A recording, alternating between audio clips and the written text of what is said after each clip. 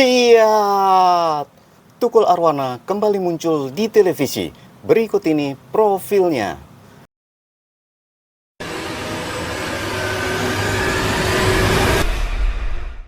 Komedian Tukul Arwana saat ini jadi sorotan publik setelah muncul kembali dalam salah satu acara televisi yang dipandu oleh Raffi Ahmad. Melalui unggahan Raffi Ahmad pada hari Senin tanggal 3 Juni 2024, keduanya terlihat berfoto dengan akrab dalam set acara tersebut. Melalui unggahan berbeda, Tukul Arwana juga terlihat bahagia bersama Raffi Ahmad dalam proses syutingnya.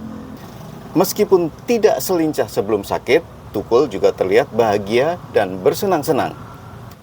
Sebagai informasi, Tukul Arwana sempat dilarikan ke Rumah Sakit Pusat Otak Nasional di Cawang, Jakarta Timur pada bulan September tahun 2021 silam.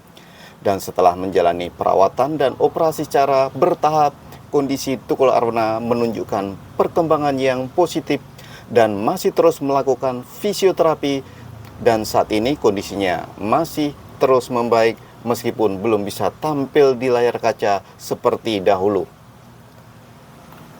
Tukul Arwana lahir pada tanggal 16 Oktober 1963 di Semarang, Jawa Tengah, yang merupakan anak dari pasangan Abdul Wahid dan Sutimah. Waktu lahir ia diberi nama Rianto. Karena ia sering sakit, namanya ditambah kata Tukul, jadi menjadi Tukul Rianto. Anehnya, setelah namanya diubah demikian, dia menjadi jarang sakit. Ia pun akhirnya akrab dipanggil dengan sebutan Tukul. Di usia 5 bulan, Tukul yang sering sakit diasuh oleh tetangganya bernama Suwandi.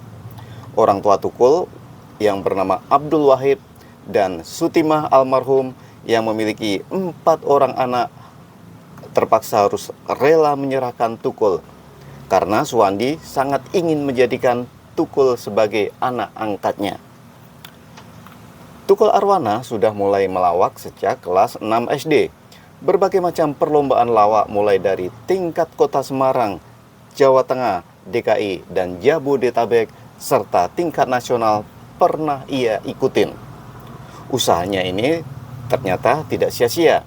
Ia berhasil menjuarai berbagai perlombaan melawak. Setelah lulus SD, putra ketiga dari pasangan Abdul Wahid dan almarhumah Sutimah ini melanjutkan sekolahnya ke SMP Muhammadiyah Indra Pastra di Semarang. Namun pada saat Tukul duduk di bangku kelas 3, orang tua angkatnya Suwandi mengalami kesulitan ekonomi. Bahkan rumah yang selama ini ditempatinya harus dijual. Puncaknya saat menuntut ilmu di SMA Ibu Kartini, Jalan Sultan Agung Semarang, Tukul mulai kesulitan untuk membayar biaya sekolah. Tukul pun mulai mencari pekerjaan untuk membiayai sekolahnya. Selepas SMA, untuk memenuhi kebutuhan hidupnya, selain melawak, ia juga pernah bekerja sebagai supir angkutan jurusan Johar Panggung di Semarang. Setelah 2 tahun, Tukul berganti pekerjaan menjadi sopir truk gas LPG di daerah Tanah Mas Semarang Utara selama 2 tahun. Sebelum akhirnya kembali menjadi supir angkutan. Setelah berganti-ganti pekerjaan, Tukul akhirnya memutuskan untuk hijrah ke Jakarta atas ajakan temannya, yaitu Joko Dewo dan Tony Rastafara sekitar tahun 1992. Selama beberapa tahun di Jakarta, nasibnya ternyata belum berubah juga. Di kontrakannya yang terletak di bilangan Blok S Jakarta Selatan, Tukul banyak dibantu oleh Joko Dewo dan Tony Rastafara untuk kebutuhan sehari-hari. Dalam keadaan ekonomi yang belum berkecukupan, Tukul menikah dengan gadis berdarah Minang bernama Susiana. Ia dikaruniai 2 orang anak yang bernama Novita Ega Afriana dan Wahyu Jovan Utama, serta 1 anak hasil adopsi yaitu Ega Prayudi. Setelah menikah, Tukul dan keluarganya tinggal di sebuah kontrakan di daerah Cipete Utara. Sampai akhirnya Tukul melamar kerja di Radio Humor SK dan bekerja di sana bersama rekan pelawak yang lain seperti Bagito, Patrio, Ulfa Dwianti, dan lain-lainnya. Adapun titik balik karirnya pun mencuat ketika menjadi pendamping Joshua dalam video klip Air dengan ikon di obok-oboknya sekitar tahun 1997. Selain di lagu Air, Tukul juga membintangi sejumlah video klip Joshua lainnya seperti Bangun Tidur, Kapal Terbang, Tul Jaina, dan masih banyak lagi. Nama Tukul Arwana pun semakin melambung ketika dipercayai untuk menjadi pembawa acara musik Aduhai di TPI, serta acara Dangdut Ria di Indosiar. Saat itu namanya kian melesat ketika TV7, kini Trans7, mempercayakannya menjadi pembawa acara talkshow Empat Mata. Tukul juga baru saja menyelesaikan syuting film layar lebar pertamanya yang berjudul Otomatis Romantis. Dalam film yang disutradarai Guntur Suharjanto ini, Tukul berperan sebagai suami Wulan Guritno dalam sebuah rumah tangga yang ada di ujung kehancuran. Dalam program Empat Mata, Tukul seringkali tampil dengan pembawaan emosional yang saling memancing bintang tamu.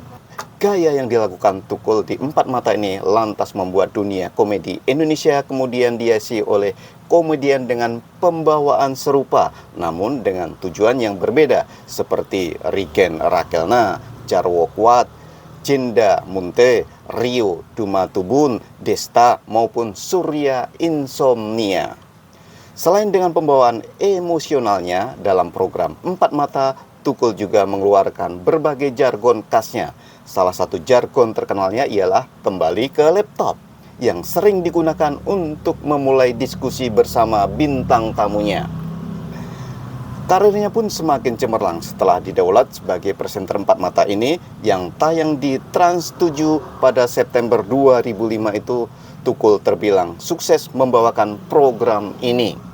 Namun di balik kesuksesannya, acara Empat Mata pernah beberapa kali ditegur oleh Komisi Penyiaran Indonesia atau KPI karena pembawaan Tukul dianggap selalu berlebihan. Seperti pada tahun 2007, Empat Mata menampilkan adegan Sumanto, si manusia kanibal. Sedangkan di tahun berikutnya, acara tersebut menampilkan adegan makan kata hidup-hidup. Akhirnya KPI pun melarang Empat Mata untuk tayang lagi. Adapun untuk menyiasatinya, Empat Mata pun berganti nama menjadi Bukan Empat Mata. Berkat pembawaan Tukul yang terlihat deso dan kocak, program ini memboyong penghargaan Panasonic Award di tahun 2009 dan tahun 2010 untuk kategori talkshow hiburan. Setelah cukup lama membawakan acara Bukan Empat Mata, hampir selama 11 tahun nih, Tukul Arwana tidak lagi membawakan program yang melambungkan namanya ini. Program Bukan Empat Mata stop tayang di Trans7 pada tahun 2016. Pada tahun itu pula, Tukul mendapat cobaan dalam hidupnya. Setelah menikmati kesuksesan bersama keluarganya, ia ditinggalkan istri tercintanya yaitu Susi karena dipanggil sang holik. Kini tugas berat Tukul untuk membimbing dan membesarkan ketiga buah hatinya. Setelah ditimpa musibah tersebut, pada tahun 2017, Tukul pun kembali bangkit. Ia belum redup dan masih bisa membuat penonton tertawa layaknya komedian lainnya. Dan pada tahun 2017 ini, ia kembali diminta menjadi presenter talkshow di Kompas TV dengan program The Interview with Tukul Arwana. Aksi-aksinya Wong Deso dengan rezeki kota ini selalu ditunggu pemirsa di layar kaca. Dan semoga saja Tukul Arwana kembali sehat bugar dan kita akan tunggu aksi-aksi berikutnya. Aksi-aksi Wong Deso dengan rezeki kota ini, atau kembali ke laptop, atau acara-acara yang lain yang sangat dinanti-nanti para penggemarnya. Sekian ya, semoga bermanfaat dan jangan lupa subscribe. Terima kasih.